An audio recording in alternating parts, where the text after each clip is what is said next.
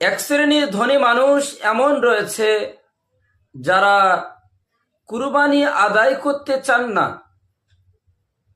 কেউ বা কুরবানি আদায়ই করে না, অথচ কুরবানি করা আল্লাহ সুবহানাহু ওয়া তাআলার হুকুম, নবী পাক সাল্লাল্লাহু আলাইহি ওয়াসাল্লামের সুন্নাত এবং কোরআন এবং সুন্নার অনুযায়ী কুরবানি করার যাদের শক্তি রয়েছে তাদের জন্য কুরবানি করা ওয়াজিব। নবী পাক সাল্লাল্লাহু আলাইহি ওয়াসাল্লাম বলেছেন, মান ওয়াজাদা সাআহ ওয়া লাম ইযহ ফালা ইয়াকরাবান্না মুসাল্লানা।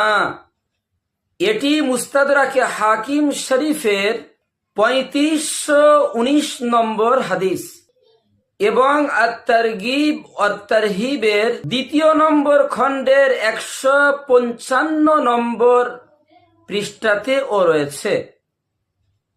যে হাদিসের সারাংশ হলো, নবী পাক সাল্লাল্লাহু আলাইহি ওয়াসাল্লাম বলেছেন, যে ব্যক্তির কুরবানি করার শক্তি আছে কিন্তু সে কুরবানি করে না, নবী বলেছেন ওয়ালা ইয়াকরাবান্না মুসাল্লানা, সে ঈদের নামাজ পড়া তো দূরের কথা, সে যেন ঈদের ময়দানের ধারে কাছেও না আসে।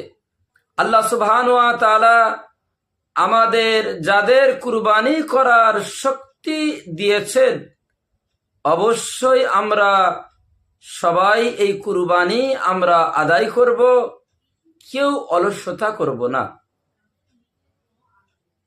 কেউ কুঞ্জুসি করব না। আল্লাহ সুবহানাহু ওয়া তাআলা আমাদের সবার ধন সম্পদে বেশি বেশি করে বরকত দান করুন, আমিন।